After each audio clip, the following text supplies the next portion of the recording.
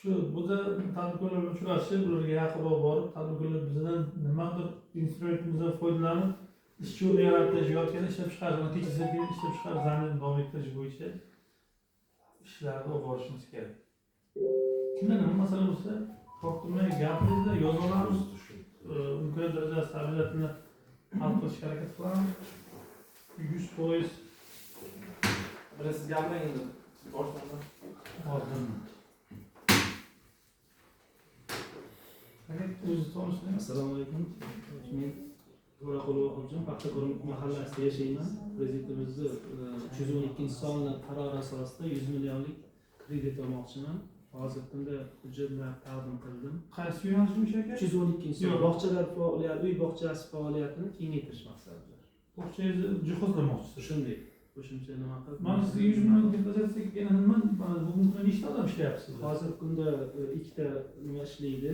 Ishimiz bor, endi qo'shimcha faoliyat kengaytirib, ikkita ish o'rni yaratib, nima qilib bola soni 40 ta, ishchilar soni 4 nafarga yetkazish niyatim bor. Telefon raqamingiz 93 730 11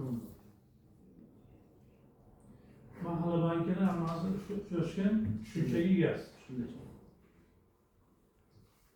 Shuni tezlashtirsa yaxshi bo'ladi. Nomidan bank ishga murojaat qilgan edik. Hozir 75 million avladimizda undirib berdi. Fermerlarda debitorimiz bor edi. Ikkinchisini aytamiz. Xatirchi biya laboratoriyasi mas'uliyati cheklangan jamiyat. Xatirchi beradi. Rahmat sizga. Ay ma'muriyatiga raqam 75 million pulimizni undirib oldi. Ayol kishini so'rayman. Men Changir mahallasidan qosh va mahalla bo'laman. Changir mufidini. Ha, Changir mahallasi. Kim qanday? Qosh va mahalla. Aha. Chorvachilik bo'yicha kredit Olmoqchisiz. Ha, olmoqchi. Necha pul? 17 million. O'zingiz band qilib, O'zim ham xonadonni cho'ra yetishtirmoqchisiz, to'g'rimi? to'g'ri yetishtirmoqchi. Sizga ham shartlarni tushuntirdimmi? Buni foizi hammasi sizga ma'qulmi shu yo'nalish bo'yicha? Mahallani bezgirni chiqarib beradi, to'g'rimi?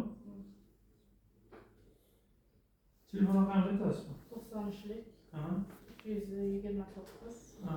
87 87. 29.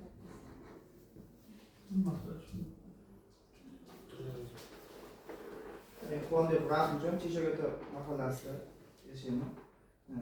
Hozirgi kunda Rahimjon Nurdalaz fermer xo'jaligi rahbariman.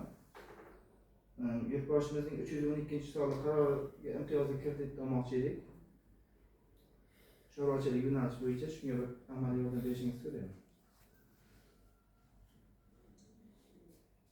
Nechta ish yo'nalasiz kirdosiz hozir? Ikkita. Hozirgi kunda ham ikkita ishlar turibdi. To'rtta bo'ladi. To'rtta bo'ladi.